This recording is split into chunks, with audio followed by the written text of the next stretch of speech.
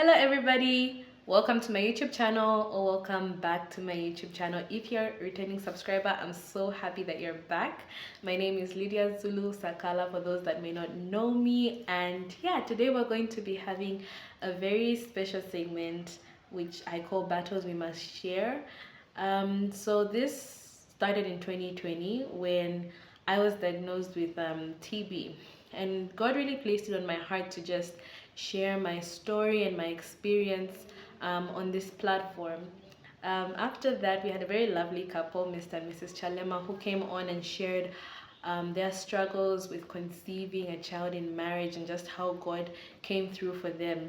After that, we had a very beautiful, sweet young lady called Luby who came on to share how she transformed from being an atheist to being a Christian, and why she says Louis is loved by Christ, or Louis is loved by Jesus, because she's experienced Jesus's love in her journey, and everything she battled as an atheist and then becoming a Christian.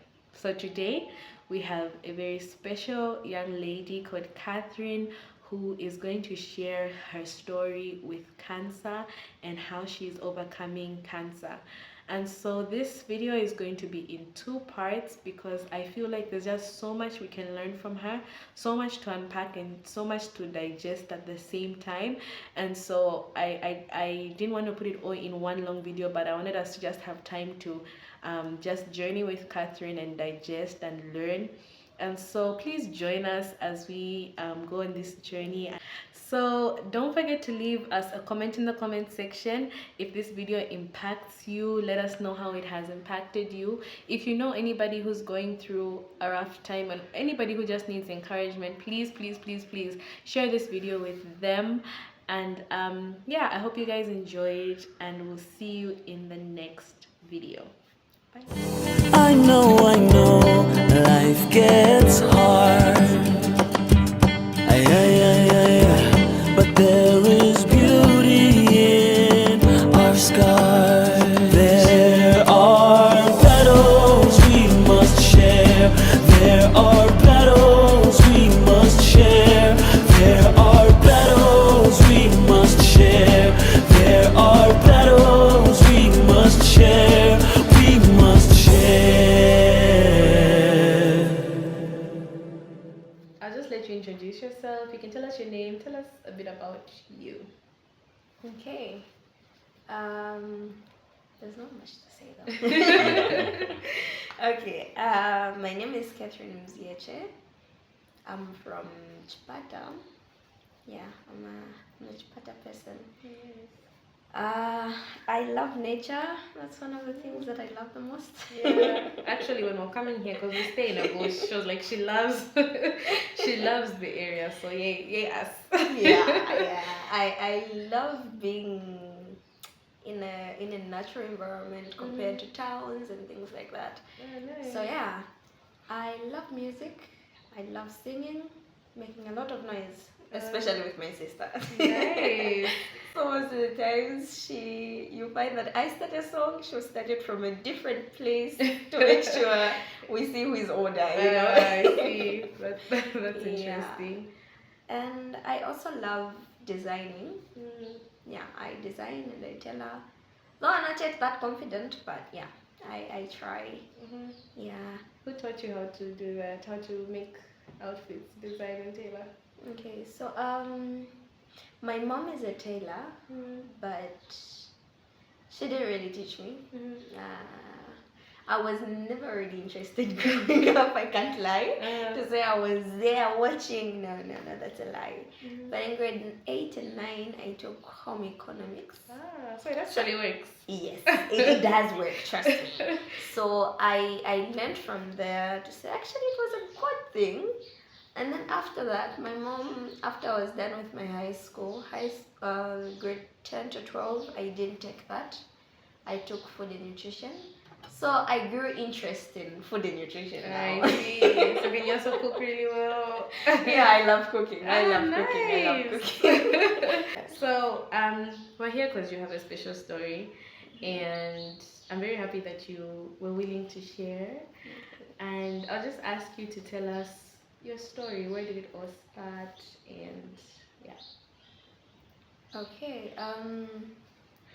I think in 2021, I started my university life at Unza, and it was a good journey. I can't lie. I enjoyed. I had a lot of friends.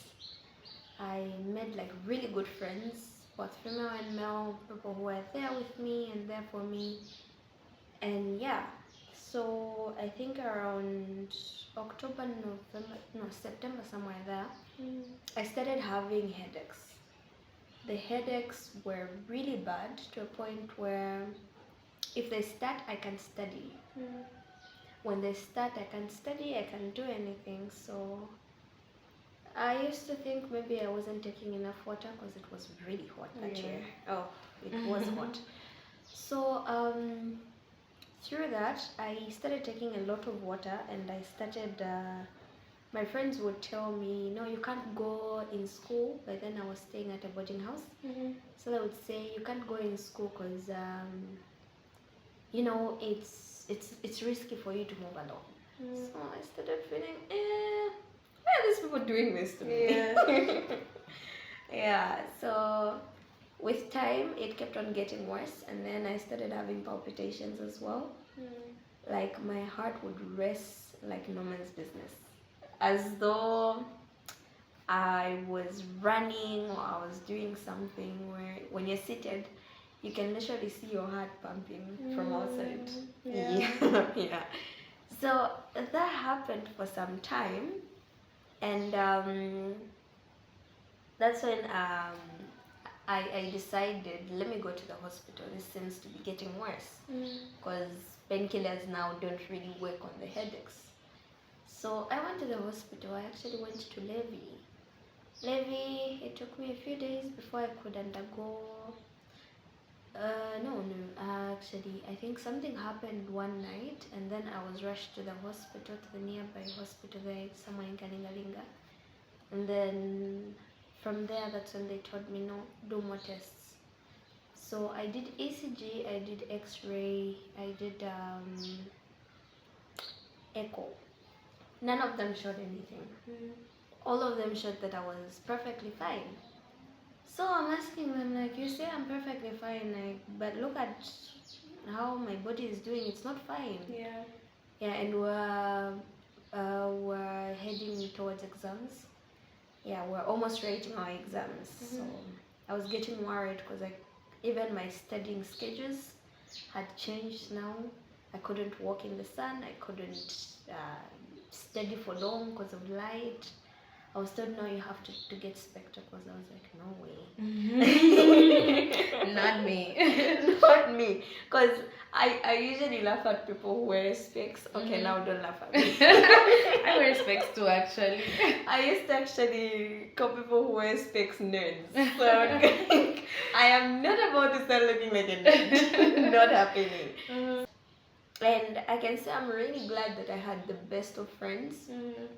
The ladies I was staying with, Mercy, Faith, and Patience, they're like the best of friends that you could ever find. They weren't even friends, they were sisters actually. They became my sisters. I knew those guys in a year. The same year that I went to school, that's the same year I actually knew them. But they were there for me like we had known each other for years. Yeah. They took care of me whenever I was sick. They could, stop whatever they're doing, they assist me. And somehow I started feeling bad for that. Like, they have school to take care of. They shouldn't really be taking care of me at this time around. So, yeah, some people told me maybe just go home and then you come write your exams later. But I said, I don't know. I think I just want to write. I just want to get it over with. And the fact that I was on self-sponsorship, that was the ish. I was like, I don't know what to do. I didn't know what to do. So there's an elder brother to one of my friends who had said he was a student by UTH. So he said, well, come to UTH, let's get you tested for other things. So I went there and we did a full blood count. And I remember that doctor told me I had angina. That's some type of heart disease. I laughed. I said, I laughed. I said, no way, you're not serious. Yeah. You probably didn't check properly, or you swapped the results or something. Yeah. But definitely not me, not angina. First of all, I don't like oily foods. I exercise a lot. I eat healthily. That's not possible. I'm even thin. Yeah. So yeah, I said all sorts of things, but I was still given medication. I went home and I took those medications, but then nothing changed, and I was still at school by then. So we wrote our exams. At times I would feel like I'm definitely going to pass out, but for some reason I still used to, at least hold myself. Yeah. Yeah. So after that, I went home at my auntie's, and then there again, I got sick. It got really bad again, so they rushed me to the hospital, and they found that I had UTI. Yeah, so probably to the due to the hostels and everything. Yeah. So yeah, I got that. So there now, they had to treat that. It was already quite bad. So I was given these medications. I started taking them, and then for some reason, every single time I would take that medication, immediately I'm done taking it, I would throw up. Even if I take water afterwards, I would still throw up. Yes. Whatever I would take after. So I told myself, no, I'm not going to continue taking this medication. So I stopped. And then now mom in Eastern Province actually got worried, and she said, come back home. So I traveled with my sister. We went back on a Friday. I think Sunday. Okay, on Sunday.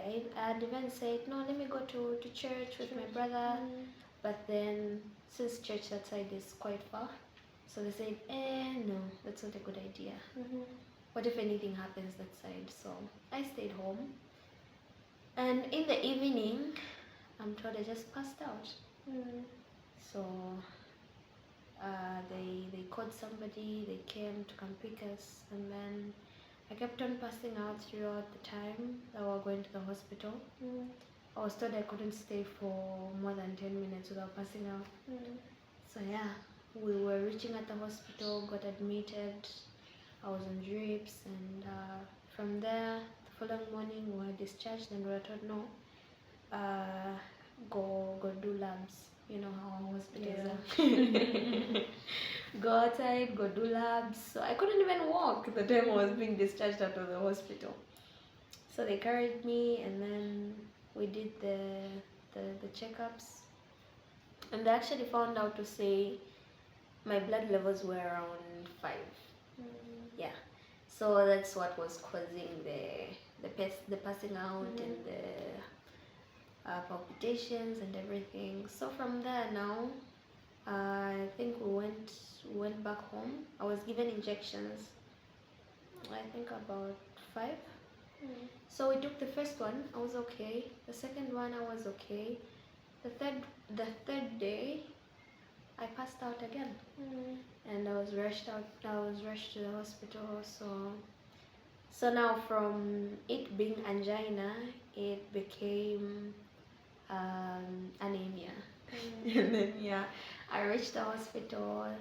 They started checking me, and then the same third day when I passed out, I'm told the time that we reached at the hospital, when they started checking for things, and they found that my blood levels were actually around 1.5. Wow. Yeah, that was like, hey, you're dying low. You're dying low. Yeah. So my parents said no.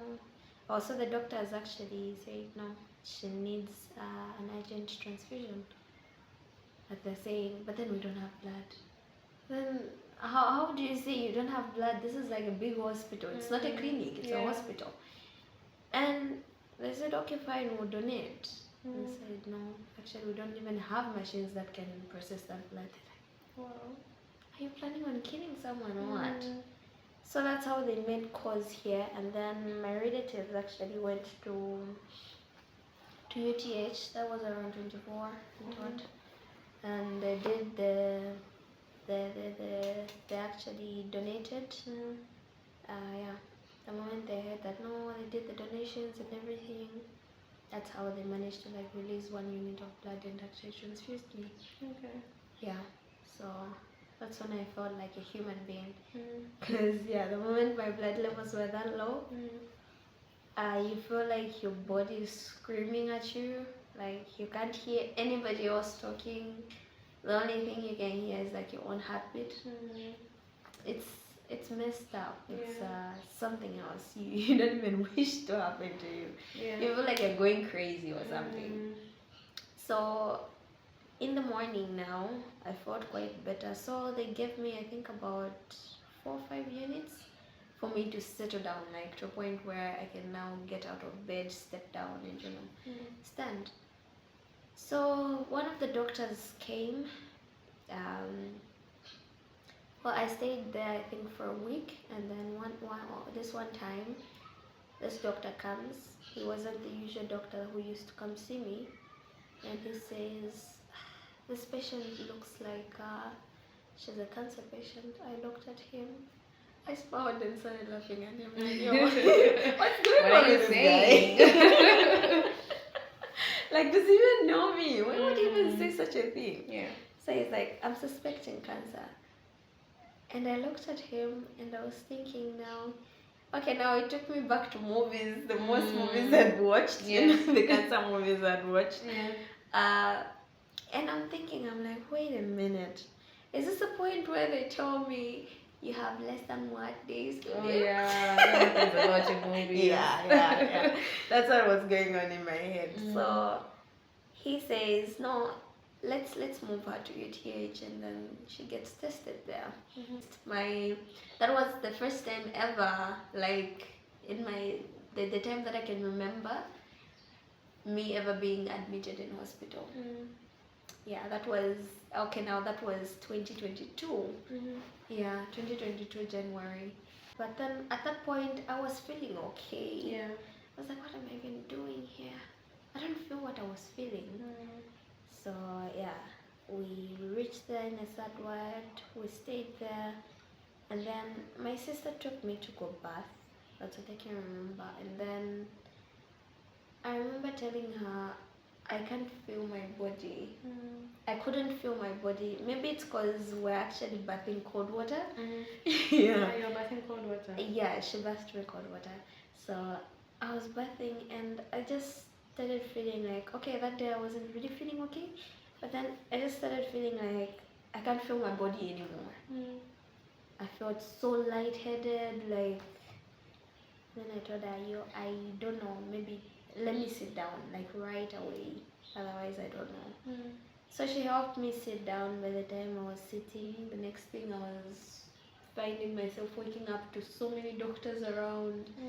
And I'm asking, I'm like, what's going on here? Like, I was bathing and I was like, wait, what? I was bathing? Did I even dress up? You had to make sure. Like, everybody is like, okay, I'm dressed. Dressy. Yeah. Things like that. So actually my blood levels had dropped a lot again.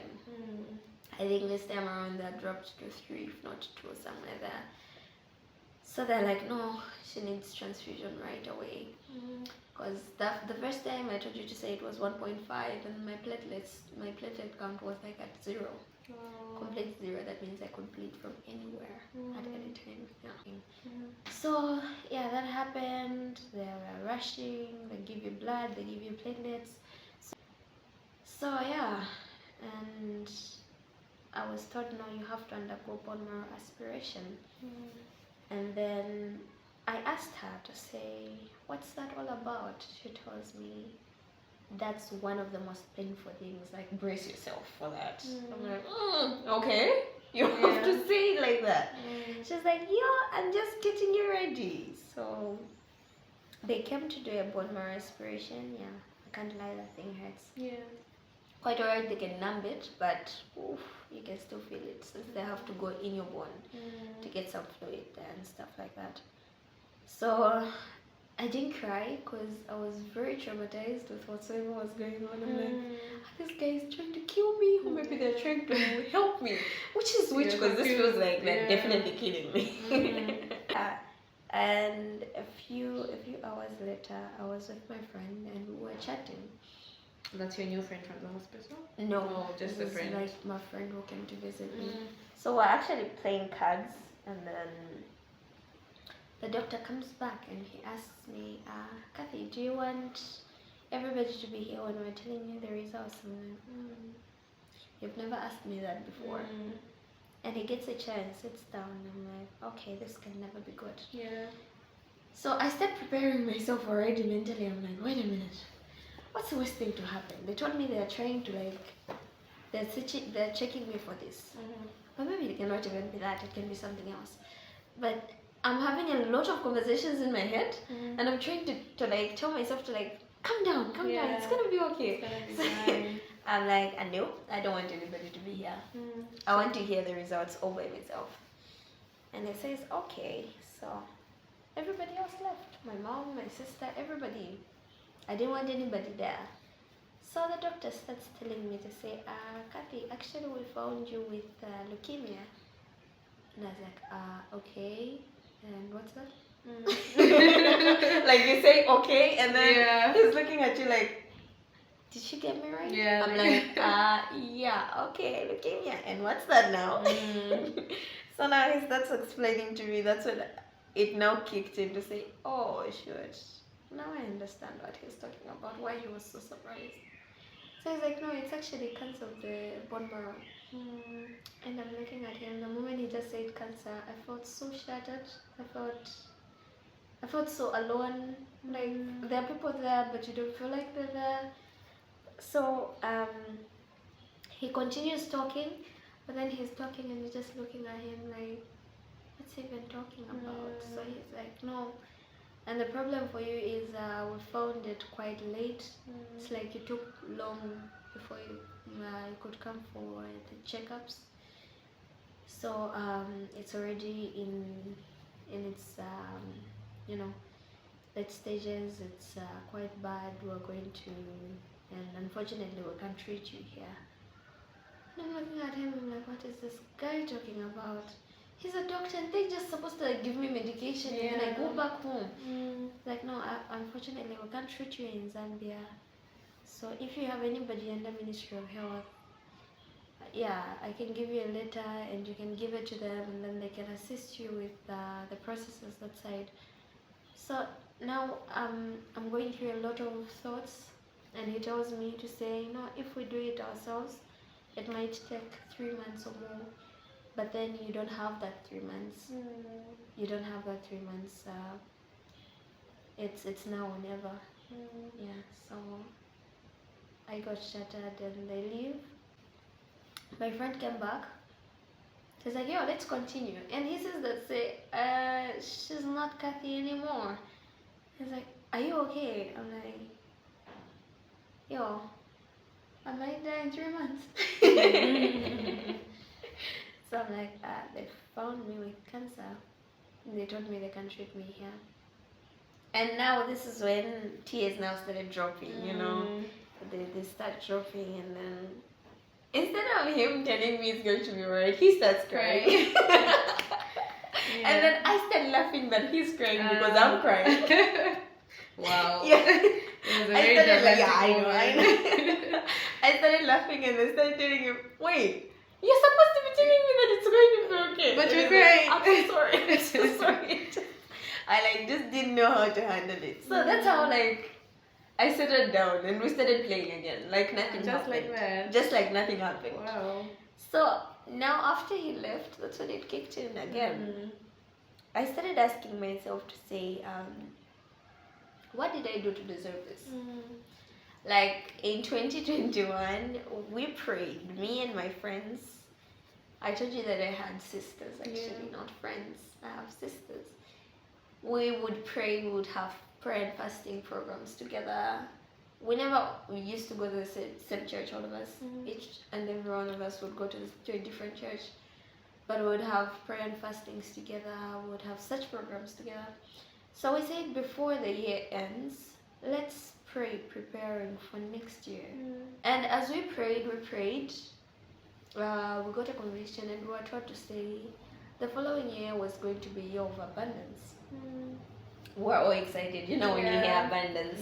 We're very excited. And then this year comes, and then it's a different story. And I'm asking myself, I'm like, is this the abundance you talked about? Like, did we hear wrong? Was it wrong that you said it's going to be a year of abundance? But I understood later actually to say, oh, this is what actually it meant. So I would ask myself, I would say, God, why me? Okay, why now then? I had a whole year of staying home. Why didn't I get sick then? So yeah, that happened, and then I'll pause you because I know like maybe 2 parts. There's another part, right, to your story. So it's so interesting, like when you say that when you heard the news, like it was just like an out of body experience, like you were so confused, you were trying to digest it, then your friend comes, and then now it's all laughter, and then when they leave again, you have that moment of just realizing like this is happening to me. At what point did you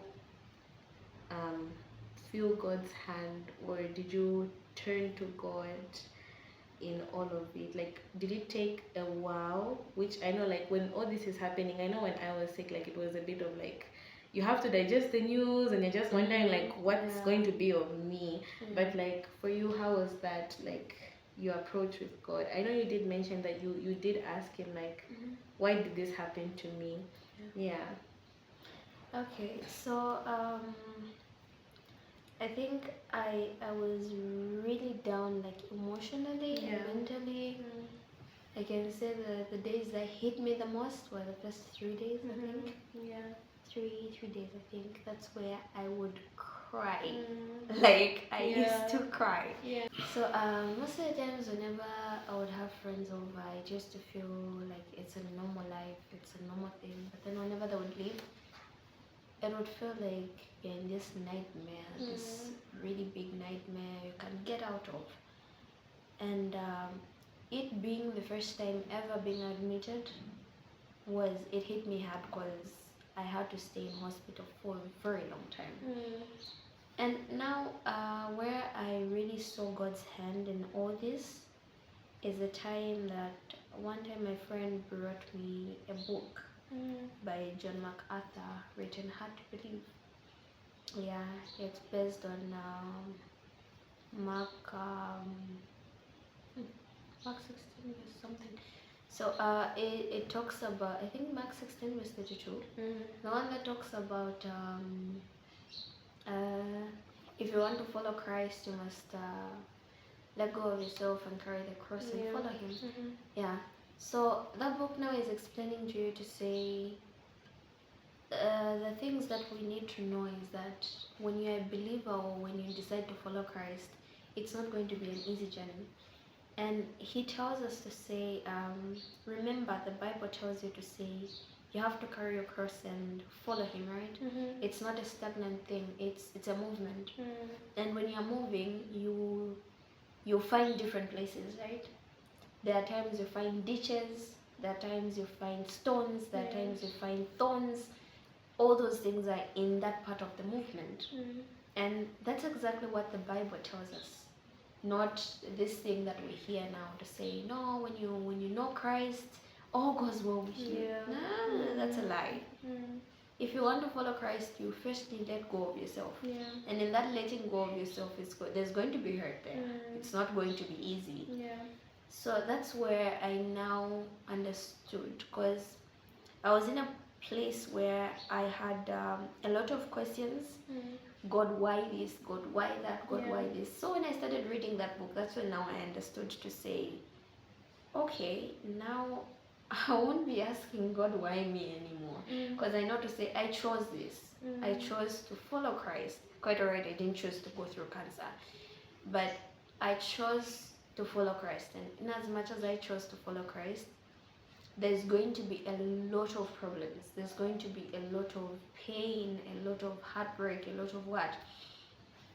But there's one thing that God actually promises us. to say through it all He's going to be there with you. He says through the fire I will walk with you. Through the water I will be with you. There's no place I would rather be apart from with you. And that's where now I saw the hand of God. I needed blood transfusions almost every 2-3 days because I used to lose blood. I don't know how, but I just used to lose blood, a lot of blood all the time, and my blood levels would always be low.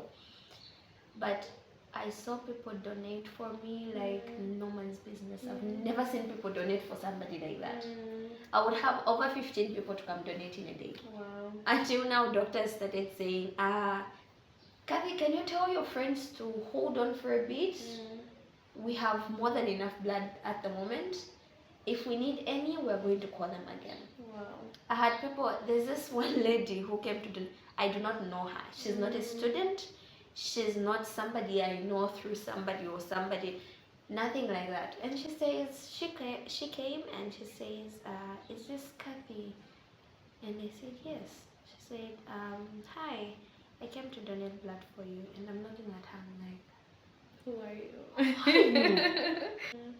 I couldn't understand anything that was going on. And I was like, okay, now I understand when you say abundance. You didn't say abundance only in good things. Even through this, now you're showing me to say you are abundant even in the saddest parts of our lives. And it wasn't only people who came to donate, it's just how people would come visit me. Like, people are coming, they say, hi, is this you, Kathy? I said, yes, this is Kathy.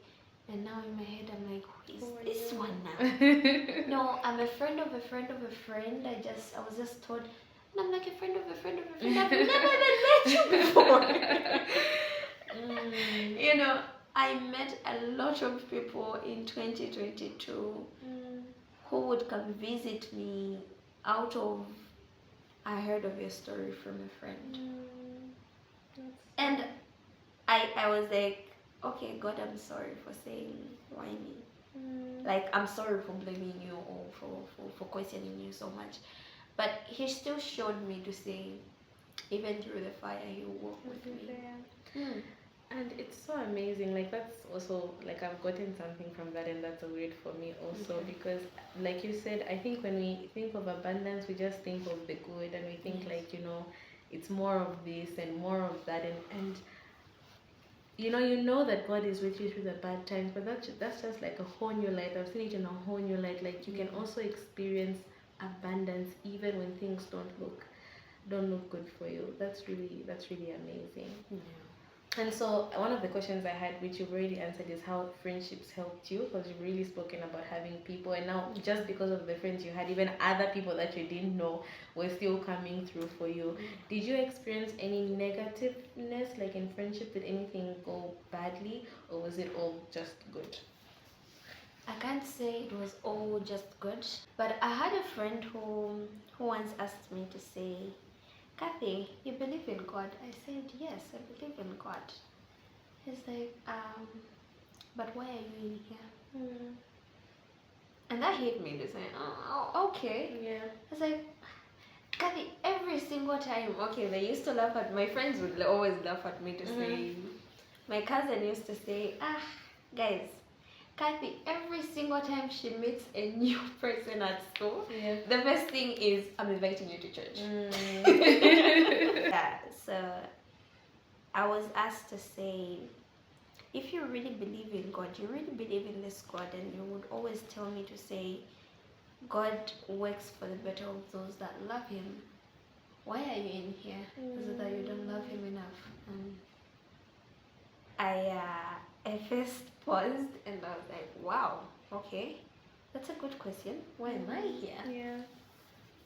And now I started explaining to my friend. I told my friend to say, you know, exactly what I'm from explaining, to say the God that we serve is a God who shows up in all situations. And I asked him to say, okay, imagine I wasn't a believer. Let me ask you a question. Have you ever seen anybody who who has had people like this at hospital, in the hospital? Yeah, it's actually my first time. Like, have you ever found? Because nurses used to chase my visitors. Wow.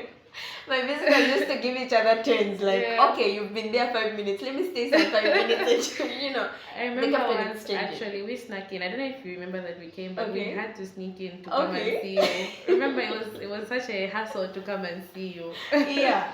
Because I would have a lot of people at once Mhm. who would come visit me. Yeah. And I was asking him, have you realized how much people donate for me? How much people come to see me? I don't think this is a normal thing. It's not a Yeah. normal thing. I've never seen such a thing before. Mm. I had a roommate who didn't really have visitors, not that much. I had friends that would come to the hospital on a daily basis. Every single day. Literally, like, in fact, when I was okay, they never used to visit me like that, but Yeah. they were there every single day. At times, I would wake up and I'm finding them. I'm like, did you sleep here? Or you just came here? Yeah. No. So, I did. We had some negative. I did have quite some negative encounters. Though one of the times that I enjoyed the most is this one time when I got a call from a friend. This friend that I had tried to invite to church for a lot of times. Like, I had invited this friend for a couple of times, but it was always next Sunday, next Sunday. But then this person calls me in the evening and says, "Hi, Kathy." I said, "Hi." He's like, "I'm going to church. Wow. But the reason why I'm going to church, I want to go to church and pray for you. Oh. If this God heals you, if this God that you believe in heals you, I'll never stop going to church." Wow. I felt so touched. I Yeah. felt so... I was like, God, you hear that? Do you hear that? You better. You gotta heal me. You gotta heal me. We have another one here. And then this other one time, I had a lady friend who came over. And so she came to visit. And that day, I was in a lot of pain, I can remember. And I was crying. I can say the truth. I was crying. Yeah. I was crying. So they left later on. And then the moment they went outside, she started crying. And this one friend of mine says, "I know Kathy. Kathy can't give up. So don't worry, she's going to be fine." She's like, "No, I'm not crying because Kathy was crying. What are you talking about to say Kathy was crying?"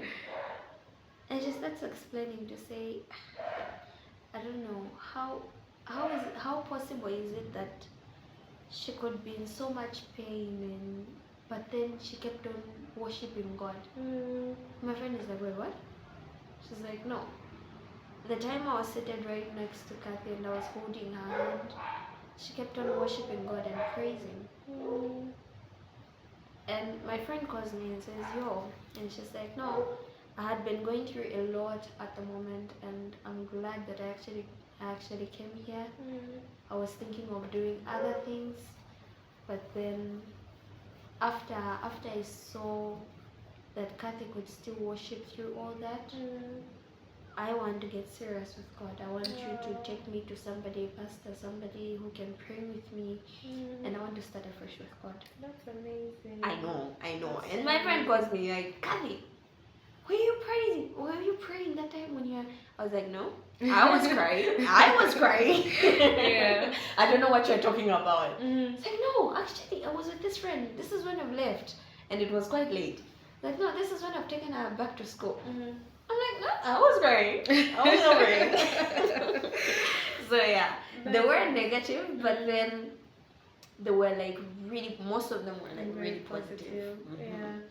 And you're just such an example of how even though we go through negative things, like God still gets the glory from it. Yes. And you know, the word says that we're in this earth, so we're going to go through trials and temptations, Yes. but we serve a God who already overcame all this. And we see that in you, like in your story. Okay, so do you want to tell us how it all got better? How did it start getting better? How did your health get better?